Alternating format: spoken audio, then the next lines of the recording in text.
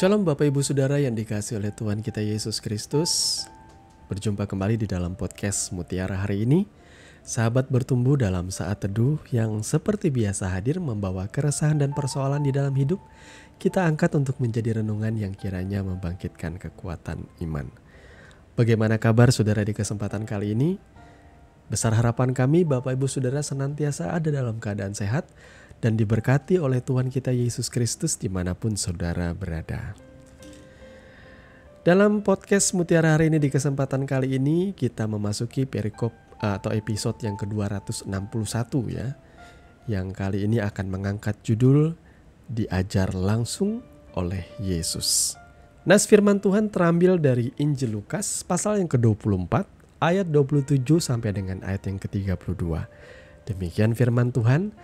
Lalu ia menjelaskan kepada mereka apa yang tertulis tentang dia dalam seluruh kitab suci, mulai dari kitab-kitab Musa dan segala kitab nabi-nabi.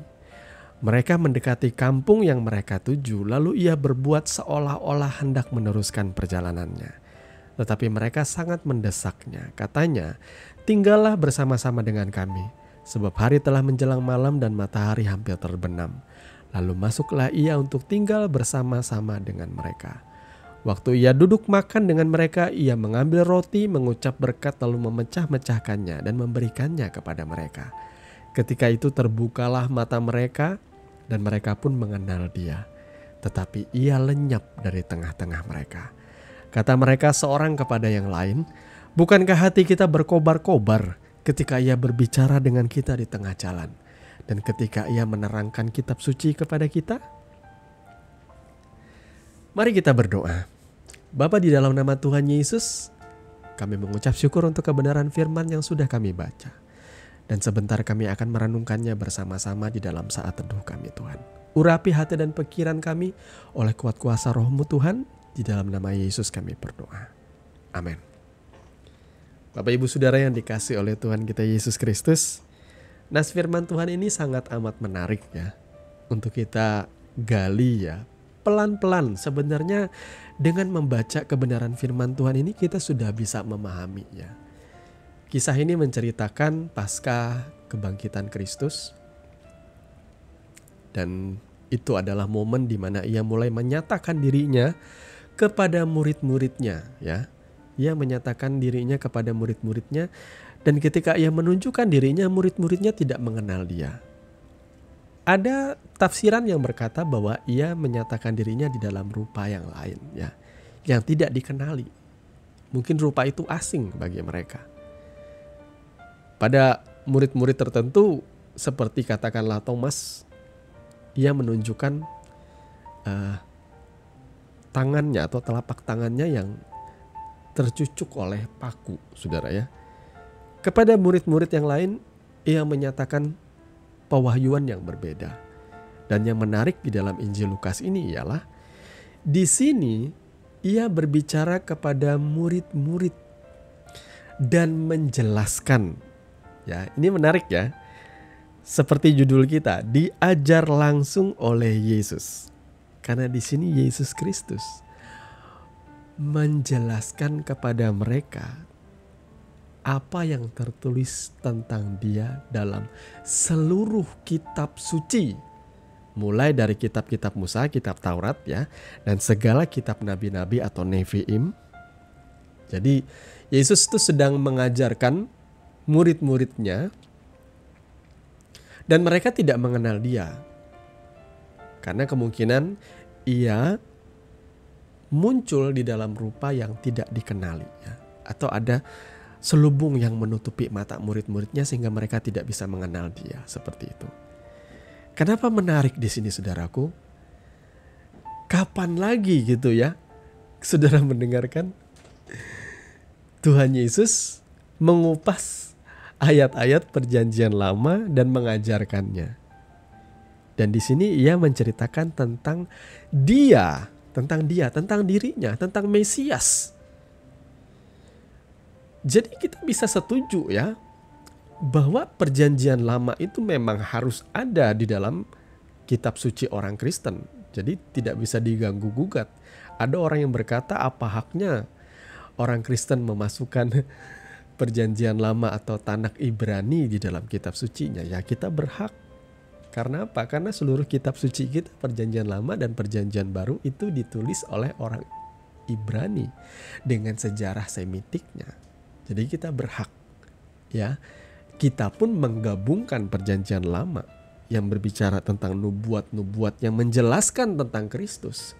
Dan perjanjian baru itu sebagian besar kebanyakan memang adalah berbicara tentang penggenapan nubuat-nubuat nabi, nubuat-nubuat di dalam kitab Taurat Musa, nubuat-nubuat di dalam perjanjian lama tentang Kristus digenapi di dalam Yesus dan pelayanannya, termasuk kematian dan kebangkitannya di dalam perjanjian baru.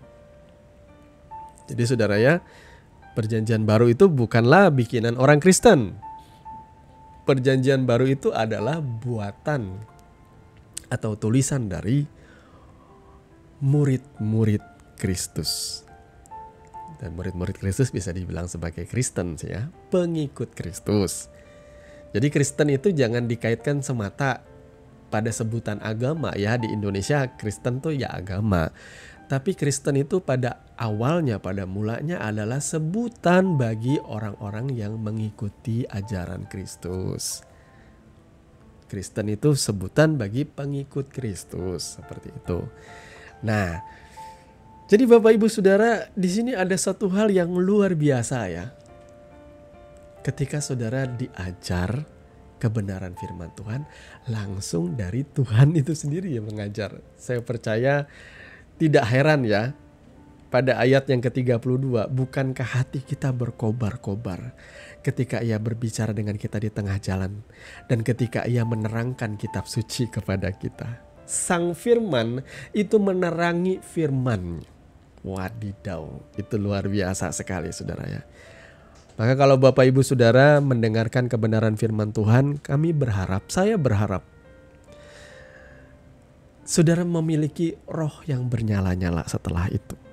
Ya, saya juga berharap ya ketika saudara mendengarkan renungan ini atau podcast Mutiara hari ini, saudara mendengarkannya dan saudara mendengarkan khotbah ini atau istilahnya renungan saat teduh ini, dan saudara mendengarkan kebenaran firman Tuhan dipaparkan, disampaikan, roh saudara bernyala-nyala. Ya, itu artinya Tuhan sedang mengajar saudara melalui saya. Tetapi bukan literally saya menyombongkan diri, enggak. Saya meyakini bahwa setiap orang percaya itu memiliki roh kudus yang menaungi setiap kita. Roh kudus itu adalah meterai bagi setiap anak-anak Tuhan. Ya, kepada setiap orang-orang percaya dimeteraikan roh kudus sehingga kita layak berseru, ya Aba, ya Bapa. Meterai anak itu adalah roh kudus itu menaungi kita. Saudara ya, membangkitkan manusia rohani kita. Sehingga roh kudus itu membuat kita juga bisa memaknai kebenaran firman Tuhan di dalam kitab suci. Ya, kitab suci itu ada segelnya, ada sealnya, ada meterainya. Kalau saudara cuma membaca kitab suci itu dengan hikmat pikiran manusia semata, saudara tidak akan pernah ketemu, ya. Saudara tidak akan pernah ketemu dan bisa memahaminya, tidak bisa. Karena firman Allah ini roh dan hidup. Jadi saya yang menyampaikan firman di sini dengan saudara yang mendengarkan kebenaran firman Tuhan. Saya itu ibarat seperti pemancar radio. Ya. Saya memancarkan nge-broadcast gitu ya, pesan-pesan. Saudara itu seperti ibarat radio penerima. Jadi ketika saudara mengarahkan hati saudara dan saudara menyesuaikan frekuensinya, ya. Jadi ada Roh Kudus di dalam diri saudara. Saudara bisa akan menangkap pesan-pesan dari Tuhan melalui setiap pengajaran, baik itu di mimbar-mimbar di gereja, khotbah-khotbah di televisi, maupun di radio atau di podcast-podcast atau dimanapun. Kalau saudara adalah orang-orang yang dipenuhi Roh Kudus, saudara bisa akan memahami kebenaran firman yang disampaikan. Jadi Bapak Ibu Saudara yang dikasihi oleh Tuhan kita Yesus Kristus, saya percaya saya dulu adalah orang Kristen. Tetapi saya orang Kristen yang masih duniawi. Sampai saya SMA itu terhitung dewasa ya. Saya belum lahir baru, saya belum dipenuhi Roh Kudus. Sampai saat itu saya membaca kitab suci tidak pernah mudeng, tidak pernah ngerti, tidak pernah paham. Segala yang saya dengarkan itu saya selalu takar dengan logika saya. Dan logika saya akan berkata ini tidak masuk akal. Ada kecenderungan pikiran saya itu jadi ateis. Tidak meyakini apa yang ada dalam Alkitab. Tidak ada rasa cinta kepada kitab suci. Tapi ketika saya lahir baru, Roh Kudus tinggal dalam hidup saya. Ada satu perubahan yang terjadi dari dalam diri saya. Dan perubahan itu ialah saya kok jadi ngerti apa yang firman Tuhan katakan. Saya kok jadi ngeh ya. Itu istilah orang ngeh itu artinya paham dengan apa yang dikatakan oleh firman Tuhan. Kenapa aku dulu kayaknya bodoh sekali. Baca kitab suci kok kayaknya mentok-mentok terus. Kayak nabrak plafon. Gak pernah sampai pintu surga terbuka ya. Dan pemahaman atau pewahyuan itu turun tuh gak pernah.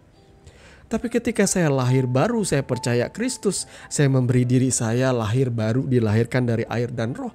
Di situ mulai mata rohani saya terbuka, telinga rohani saya terbuka, hati saya terbuka. Sehingga apa yang dikatakan oleh firman Tuhan itu saya mengerti. Jadi dulu manusia rohani saya mati. Saya tidak sefrekuensi dengan Tuhan. Sehingga ketika saya mendengarkan khotbah saya tidak mengerti. Saya buta sama sekali. Tapi ketika saya lahir baru menerima Kristus dalam hidup saya, artinya Roh Kudus itu hadir. Roh Kudus itu menjadi penerjemah bahasa-bahasa surgawi yang saya dengar. Ketika saya membaca firman Tuhan, firman itu seperti menarik-narik, melompat keluar, membuat saya mengerti. Bahkan saya membaca kitab suci itu banyak kali saya bisa menangis. Saudaraku, kenapa? Karena firman itu seperti berbicara langsung menegur saya dan menyatakan kepada saya betapa kasih Tuhan itu dalam bagi setiap kita. Maka saudaraku, bagi Bapak Ibu Saudara yang sampai hari ini, memang gak sepenuhnya juga bisa dibilang seperti yang saya sampaikan tadi ya. Contohnya ya, ada beberapa gereja-gereja yang tradisional ya, ketika berkhotbah, mereka berkhotbah based on teks semata. Mereka berkhotbah tidak mengajar dengan jujur. Memang banyak kali bisa membuat ngantuk, saudara ya. Saya terus terang ya, saya tidak mendiskreditkan, tapi ya jujur ya, kita mengkritik ya. Kadang-kadang ada memang pendeta yang bisa ketika ia khotbah, ia seperti tidak niat khotbah seperti itu. Ya, yang diajarkan cuma retorika belaka. Jadi ketika orang mendengarkannya capek, ngantuk. Ditambah lagi sound systemnya tidak diset dengan benar sehingga suaranya tidak bulat. Belum lagi orang duduk di belakang, belum lagi keadaan gereja yang panas. Istilahnya kipas anginnya kurang mungkin. Belum lagi ada orang ngobrol di belakang yang membuat kita akhirnya gak fokus kepada kebenaran firman Tuhan. Maka itu juga adalah tugas dan PR bagi setiap pemberita firman. Mari ketika kita memberitakan firman, siap sedialah dan bawalah hatimu. Bawalah jiwamu di dalam pemberitaan firman. Jangan hanya karena itu tugas pelayanan lalu saudara hanya membuat catatan-catatan semata. Saya pikir bahwa ketika kita memberitakan firman, kita harus membawa pesan-pesan daripada Tuhan. Ya. Jadi fakta yang kedua juga, memang ada orang yang masih belum menerima Kristus dan belum dipenuhi Roh Kudus sehingga mereka sulit memahami kebenaran firman Tuhan, dan juga sama efeknya, mereka ngantuk mendengarkan kebenaran firman Tuhan. Ya. Jadi kalau Bapak Ibu Saudara mendengarkan kebenaran firman Tuhan dan saudara tidak mengerti, membaca kitab suci dan saudara tidak mengerti, saya seperti seorang dokter rohani akan berkata, mungkin saja saudara masih belum menerima Kristus sungguh-sungguh di dalam hidupmu dan engkau masih belum lahir baru, sehingga kebenaran firman Tuhan itu asing di dalam kehidupanmu. Beda saudaraku, ketika engkau sudah lahir baru itu berbeda sekali. Ya, saya banyak mengenal mereka yang dulunya bejat, penjahat, yang hidupnya tuh sangat membenci orang-orang yang sungguh-sungguh sama Tuhan. Tapi ketika mereka ditangkap oleh Tuhan, itu bahasa saya ya, ketika hati mereka dijamah oleh Tuhan dan mereka memberi dirinya kepada Tuhan, mereka sekejap berubah menjadi orang yang begitu mengasihi Tuhan, yang mencintai firman Tuhan. Saya termasuk di antaranya. Saya begitu benci dengan orang-orang yang sungguh-sungguh dengan kekristenan dulunya saudara ya. Padahal saya orang Kristen, tapi saya benci dengan orang-orang sungguh-sungguh. Saya bilang, kamu ini sok alim istilahnya, karena saya suka hidup dalam dosa ya. Jadi kalau ada orang yang kelihatannya baik, saya akan mencemooh mereka. Sok baik kamu, sok alim kamu. Gak usah sok suci lah. Karena saya hidup dalam dosa, saya suka hidup dalam dosa. Saya suka hidup sebebas-bebasnya. Tapi ketika Tuhan menjamah hidup saya, menangkap saya merasa jadi orang yang berbeda. Karena ketika itu saya jadi orang yang mencintai firman, saudaraku. Siang malam rasanya saya tidak ingin jauh dari kebenaran firman Tuhan. Saya selalu rindu berdoa, saya selalu rindu membaca kitab suci. Itu kata orang kasih mula-mula. Awal ketika kita jatuh cinta kepada Tuhan. Tapi bagaimana nih sekarang? Apakah masih hal-hal yang seperti itu kita lakukan? Jangan cuma mula-mulanya doang yang diceritain.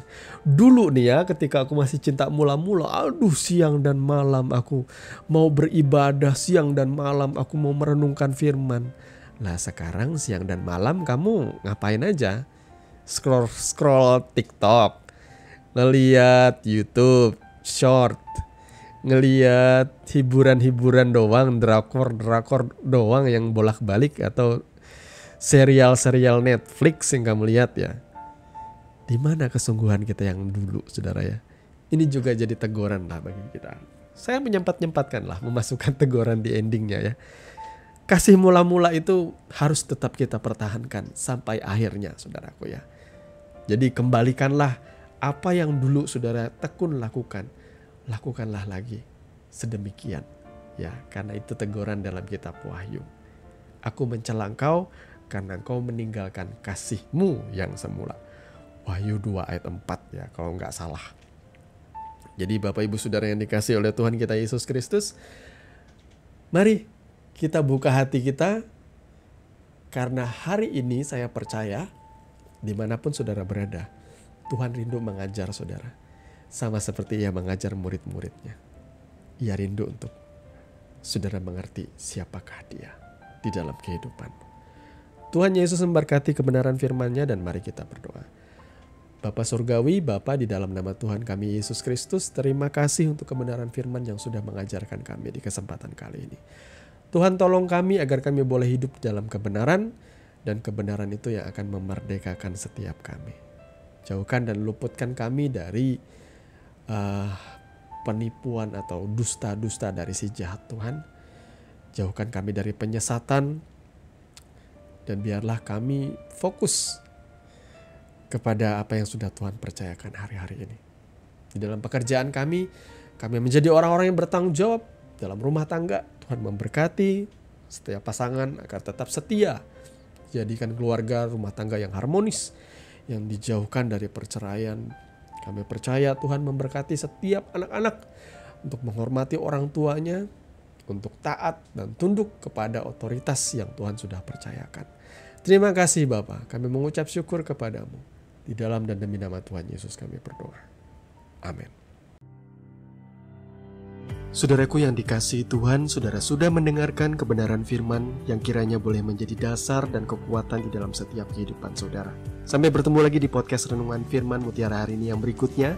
Kasih karunia menyertai saudara sekalian. Shalom.